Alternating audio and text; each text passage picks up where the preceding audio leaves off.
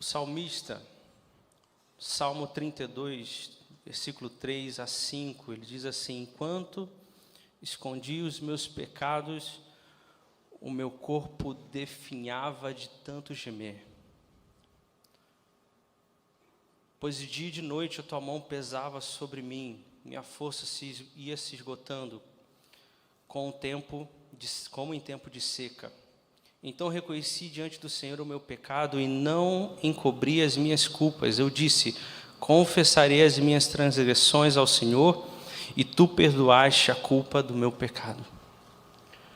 A minha oração essa noite é para que Deus venha com a sua mão poderosa e pesada sobre a sua vida, até que você não consiga mais deixar de confessar aquilo que você precisa confessar ao Senhor.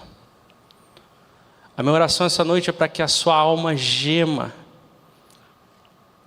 e seja devastada pela presença de Deus, até que você vomite todos os pecados do seu coração.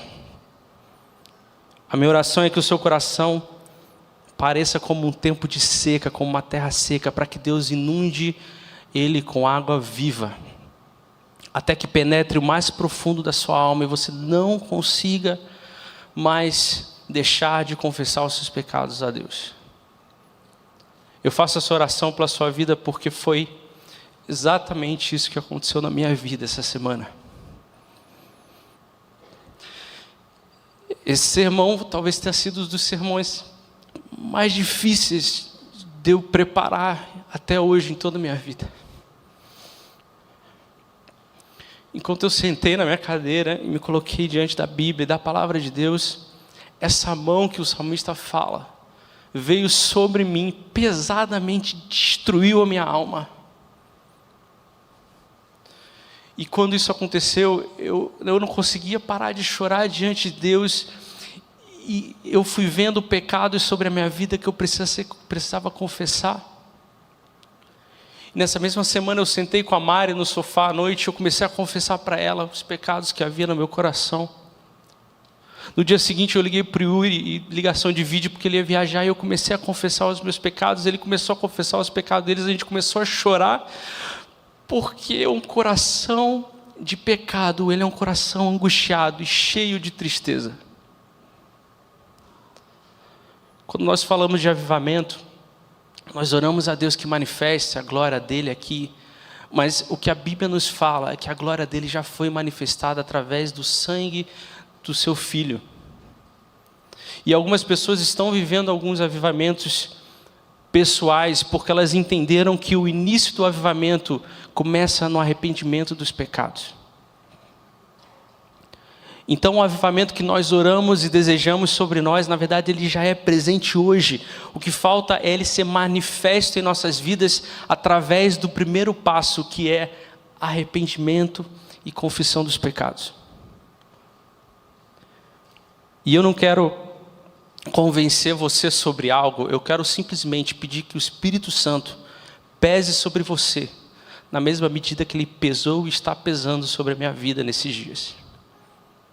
E que haja um temor sobrenatural que caia e seja derramado sobre a sua vida nesse momento.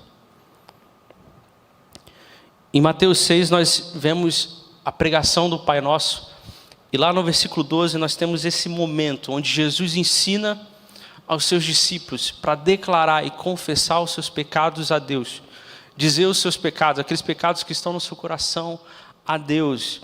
Perdoa as minhas dívidas, as minhas ofensas, e algumas versões estão falando: perdoa o meu pecado, perdoa o que eu tenho feito. Então nós entramos nesse momento, na oração do Pai Nosso, onde Deus nos fala que como cristãos nós devemos confessar os nossos pecados. Mas existem alguns problemas sobre confessar pecados. Existem alguns desafios, algumas dificuldades. E muitas pessoas às vezes pensam: por que é necessário confessar algo se Jesus já sabe? Por que é necessário confessar se eu já estou salvo? Por que é necessário confessar Se eu sei que eu sou pecador e eu vou continuar pecando, por que eu preciso declarar isso? Por que eu preciso falar sobre isso? Por que eu preciso dizer ao meu irmão o pecado que eu estou vivendo? Por que eu preciso expor isso e me colocar num ambiente vulnerável onde pessoas vão me julgar, onde pessoas vão olhar para mim, ou muitas vezes eu posso ser jogado de escanteio ou sair de alguma posição que eu estou? Por que eu preciso fazer isso? Por que eu preciso falar sobre isso? Nós estamos salvos da condenação do pecado, mas nós não estamos salvos do poder que o pecado exerce sobre a nossa vida. A confissão, ela é o primeiro passo para que eu que estou debaixo do poder do pecado, eu possa dar o primeiro passo para que esse poder não tenha influência sobre mim ou não caia sobre a minha vida. Você vai entender o que eu estou falando. Quem tem pecados que não estão confessados, vive o tempo todo preocupado, porque pensa que a qualquer momento alguém vai descobrir sobre isso. E esse ambiente é um ambiente de luta intensa, e de angústia e tristeza, porque você está vivendo debaixo de um jugo, de um poder, que você como filho de Deus sabe que não é o ambiente onde você deve estar.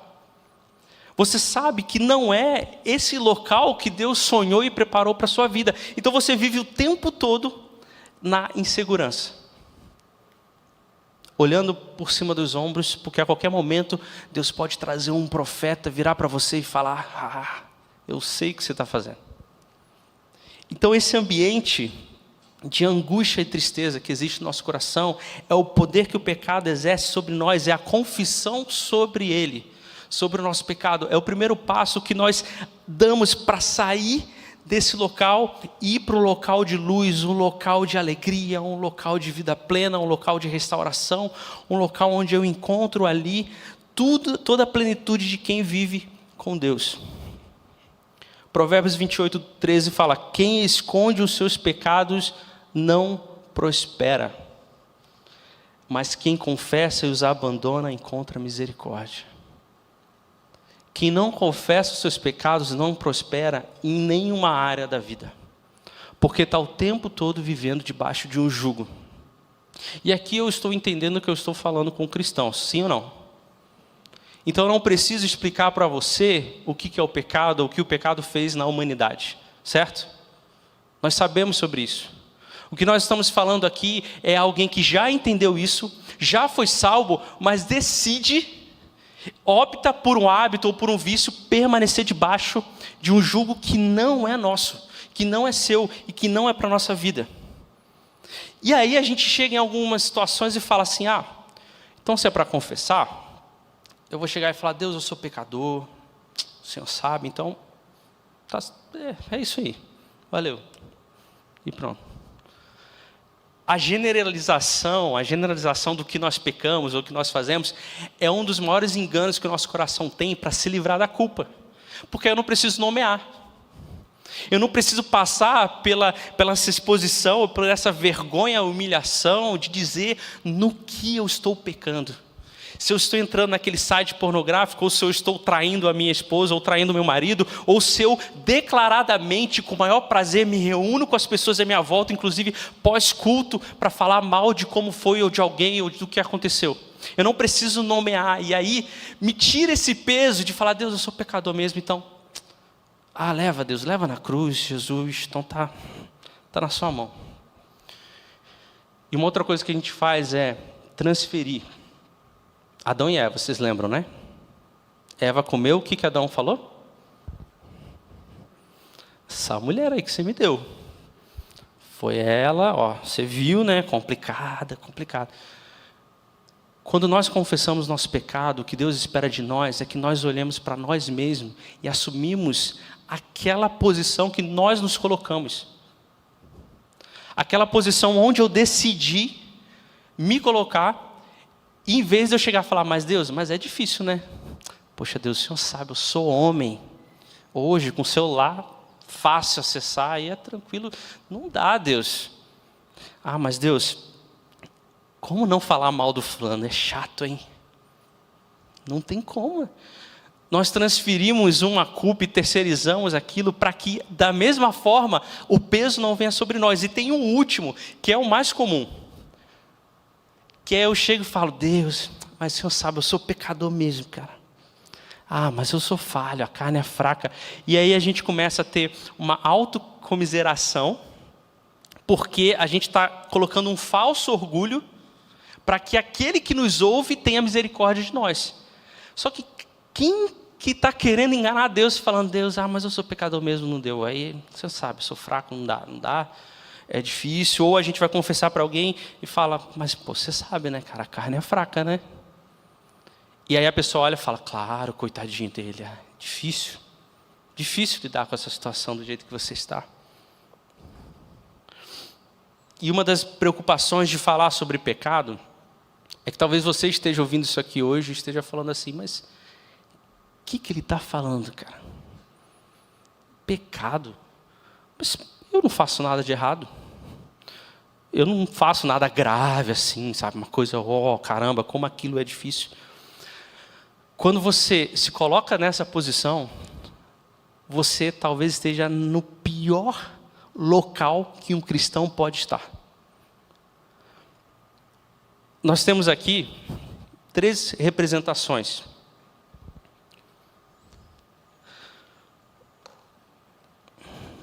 Nós temos um ovo. Espero que ele não caia. Uma laranja. E eu sei que eu sou do Rio, tem bastante, mas, né? O que é? Um coco. Imaginamos que nós estamos nessa posição aqui. A casca do ovo, se eu deixar cair no chão, ela quebra. Se eu bater com o dedo, ela quebra. É fácil de eu quebrar. Quando nós vamos para a laranja, já não é tão simples assim. O que eu preciso para fazer a laranja? Se não for uma tangerina, eu preciso de uma faca. O coco, eu preciso jogar no chão de um martelo, alguma coisa assim, para quebrar a casca dele. Quando eu não confesso o meu pecado para Deus ou para alguma pessoa, eu inicio o meu coração sendo envolvido com uma casca, como se fosse uma casca de ovo. Quando eu não confesso o meu pecado para Deus e para alguém, eu envolvo o meu coração com uma leve camada que, se eu passo por algum momento de louvor, ou venho para a igreja, ou ouço uma palavra, ou leio a Bíblia, essa casca é facilmente quebrada. E eu consigo sentir a presença e a glória de Deus inundando a minha vida. Mas se eu não confesso, essa camada cresce. E aí, eu já começo a ler a Bíblia de manhã e Deus não está falando comigo. Ou eu começo a vir para a igreja e eu vejo alguém chorando e eu olho e falo, mas eu não estou passando por esse momento, Deus não está derramando nada sobre mim. Ou então, eu ouço uma palavra, alguém falando na cela e aquilo entra no automático, e aí eu não confesso o meu pecado. E aí, a casca aumenta. E aí é preciso alguma coisa forte e poderosa para vir sobre a sua vida, para que você consiga ver que a presença de Deus já está sendo derramada sobre você, mas você simplesmente não percebe isso. Você simplesmente ignora, você simplesmente deixa de lado, você simplesmente parou de orar, parou de ler a Bíblia, você simplesmente parou de querer vir ao culto e está vindo talvez só porque é um compromisso automático. Eu chego aqui, entro num site pornográfico e aí eu fico triste depois. Mas aí, não confesso, não falo, não peço ajuda. Depois eu entro e algumas vezes até eu sinto aquele remorso, mas todo mundo faz isso, normal. Aqui, eu já entro no automático todo dia, nem sei o que está acontecendo, aquilo não me machuca mais, aquilo não faz nenhuma diferença na minha vida, aquilo não muda nada, não exerce nenhum poder sobre mim, eu não sinto nenhuma tristeza, nenhum remorso, nenhum arrependimento, nenhum choro. Eu estou aqui e aí eu falo aquela mentira. Sabe quando a pessoa aumenta uma vírgula na história, só para aquela pessoa que está ouvindo pensar diferente de você do que realmente você é ou do que aconteceu? Isso se chama manipulação. Quando eu chego para o Felipe Breda, e é só um exemplo, e falo, cara, você viu o que aconteceu ontem? Nossa, o Yuri estava assim, o Yuri virou e falou, eu estou triste, estou desanimado. É um exemplo, tá, gente? Estou desanimado. Aí eu acrescento e falo assim, aí ele olhou para mim e parece que veio uma esperança no olho dele. Aí o Breder começa a pensar sobre mim. Caramba, o que o Yuri está vendo no Felipe?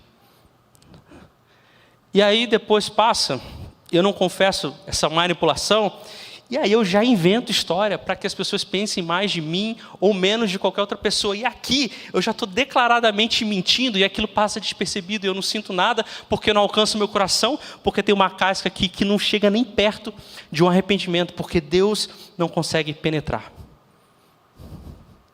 Aí é aquele culto diferente que acontece, que aí você, aquele culto foi bom, por que nenhum culto é assim? Porque é preciso de um culto que seja mais, abre aspas, poderoso para penetrar essa casca. Porque todos os dias, e se você quiser definir data, todos os sábados, Deus está derramando aqui. Mas o problema é que nós estamos com essa casca e não conseguimos ver a presença bela do Espírito Santo sobre as nossas vidas. Todos os sábados e domingos aqui nessa igreja. E todos os dias quando você acorda, quando você abre a palavra.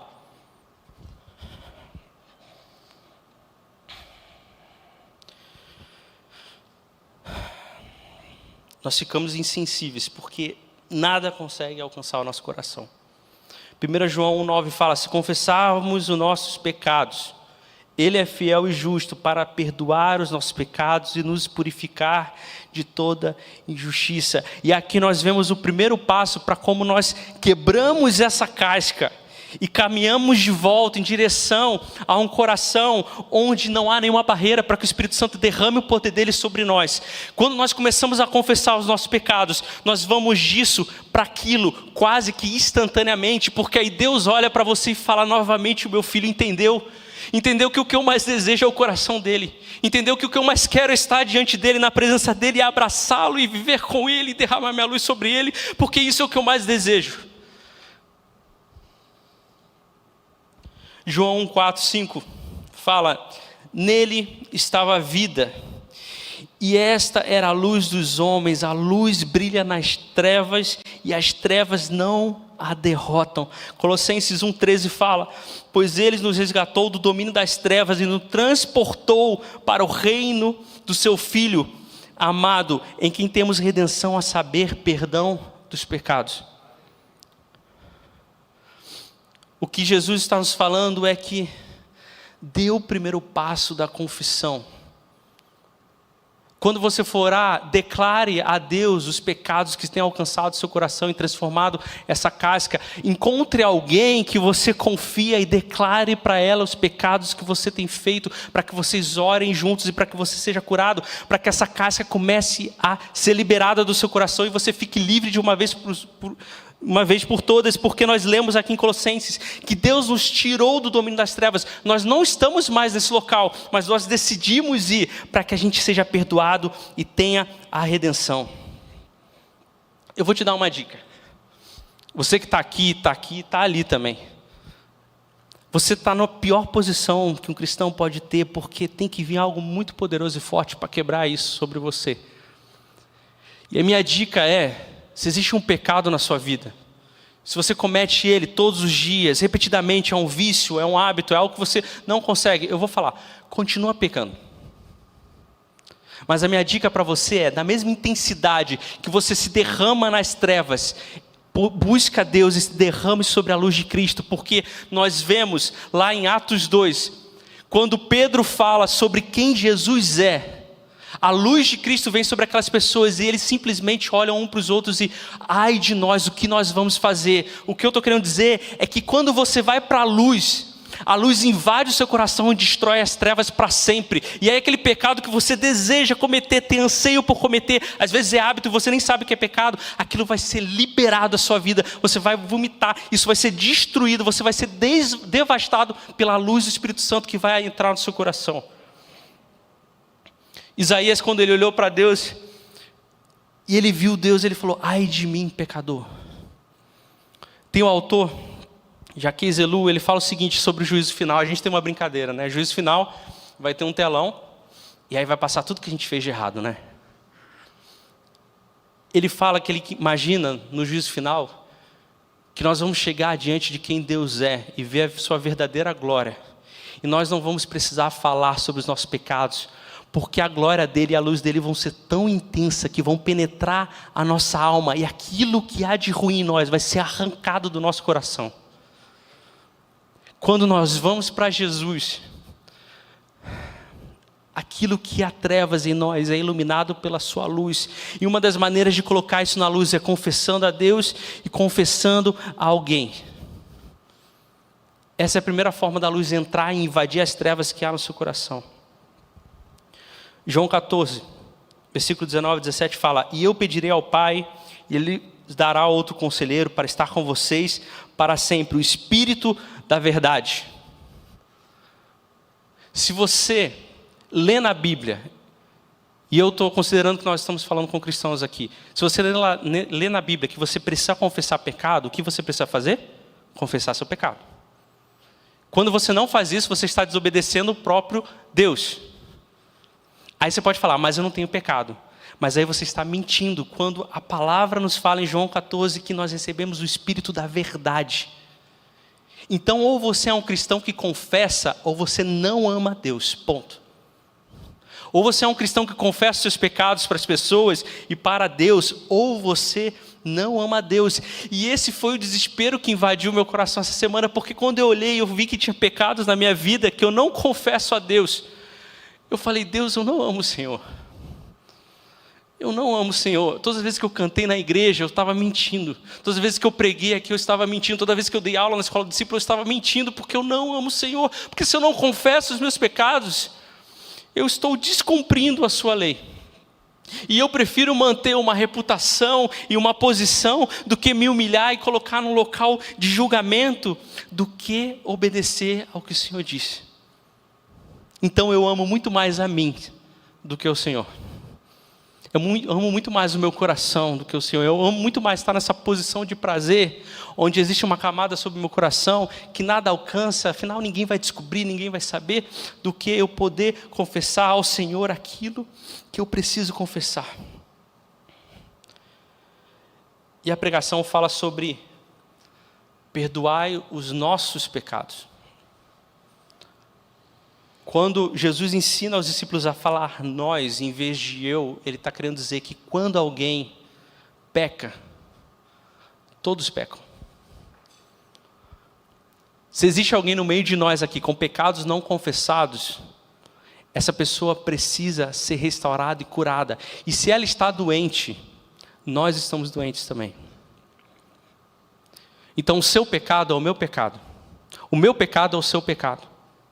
Quando eu não falo que você precisa confessar, e quando eu não falo que você pode contar comigo para alguém que você pode confessar a mim, e eu não vou te julgar, eu vou orar com você, vou caminhar junto com você, eu estou querendo curar o corpo de Cristo no qual eu faço parte. Há algumas semanas nós tivemos a triste revelação de um áudio de um deputado que esteve na Croácia. Na Ucrânia, perdão.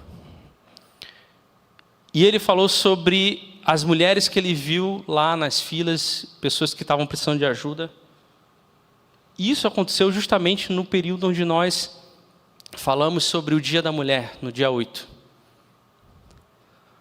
Um pecado que é nosso como homem é olhar para as mulheres e ver elas como um objeto. E nós homens precisamos nos levantar e pedir perdão, porque o pecado é nosso.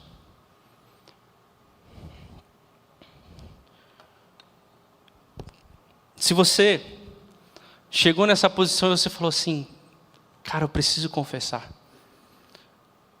Nós vamos ter um momento propício para isso, que é a ceia. Nesse momento, Deus está te dando uma oportunidade agora, para que a casca do seu coração comece a ser quebrado, e você possa ser cheio do Espírito Santo. Às vezes a terra está tão seca, e eu não sei se você está igual eu, estou cansado de ler a Bíblia, de orar e de cantar e não sentir literalmente a presença de Deus, mas às vezes a terra está tão seca que é preciso chuva e mais chuva e mais chuva até que ela consiga penetrar no mais profundo para gerar vida.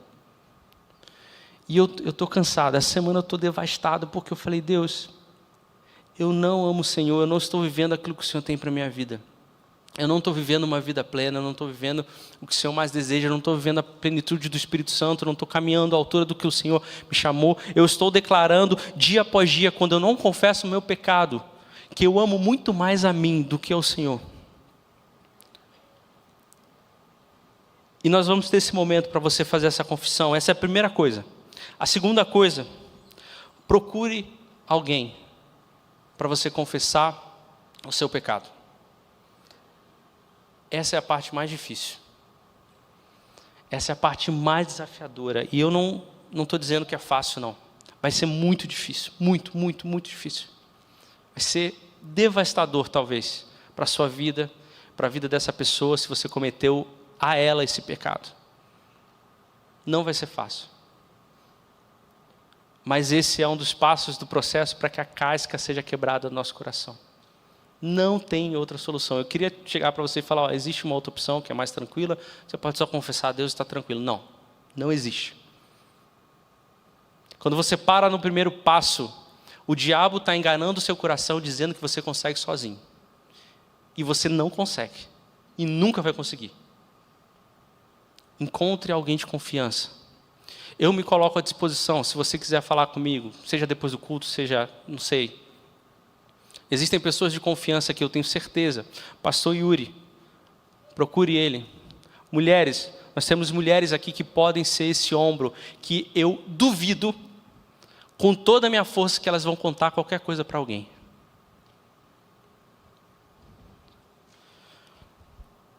Outro ponto é não ceder às justificativas. Confessar a Deus, confessar alguém e não ceder às justificativas. Uma delas eu acabei de falar. Eu consigo sozinho. Eu dou conta. Nunca, nunca, não vai dar, não vai dar. Vai dar por pouco tempo. Não ceda às justificativas do inimigo e do seu coração, dizendo que você vai conseguir. Se não confessar para alguém. E por último, eu falei que confessar para alguém seria o mais difícil. Mas talvez esse seja o segundo mais difícil. Vá disposto a abandonar esse pecado para sempre. Quando nós olhamos para a Bíblia, nós vemos algumas pessoas que fizeram um voto a Deus. E uma das maneiras delas fazerem o voto a Deus foi raspando a cabeça delas. E eu falei, Deus, eu quero declarar publicamente, toda vez que eu olhar no espelho, toda vez que as pessoas me verem, que eu estou disposto a entrar nesse ambiente de abandono dos pecados. Vá disposto a abandonar esse pecado para sempre. E olha, é possível. É possível. E talvez você seja uma dessas pessoas que vai ser procurado por alguém para falar sobre os pecados dela. E você vai sofrer algumas tentações também. E eu também quero te dar algumas sugestões. A primeira coisa é sigilo total. Porque essa pessoa está passando por um momento de trevas na vida dela, que o que ela mais quer ouvir é que você está ao lado dela, olhando por ela, que ama ela e não julga ela. Sigilo total. E ouça essa pessoa e ore por essa pessoa. E uma das orações que você pode fazer é declarar que o perdão de Deus está sobre a vida dela, porque pode ser que essa pessoa esteja sofrendo um peso e um fardo que ela talvez nem esteja conseguindo carregar. Que ela esteja vivendo umas trevas interior, onde ela nem consiga dizer e orar sobre aquilo que ela está vivendo.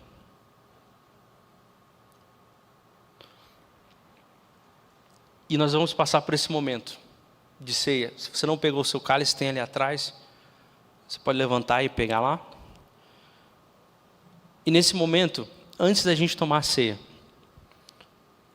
a banda vai tocar uma música e eu quero que você passe por esse primeiro processo de confissão de pecados ao Senhor, olhando para aquilo que representa o sangue de Cristo que morreu por nós e já nos perdoou desses pecados. Eu quero que você tenha um momento de reflexão e talvez você esteja nessa posição aqui. E talvez você nem saiba o que pedir perdão, porque a casca envolveu tanto seu coração que você não sabe nem diferenciar mais. Clame ao Senhor, que Ele venha com poder e misericórdia do alto sobre a sua vida, para que Ele venha e destrua isso, e alcance o seu coração, para que você comece a chorar angustiosamente por arrependimento. Enquanto essa canção for cantada, ore a Deus e se derrame diante dele. E se você precisar chorar, esse é o momento onde você tem que se derramar diante do Senhor.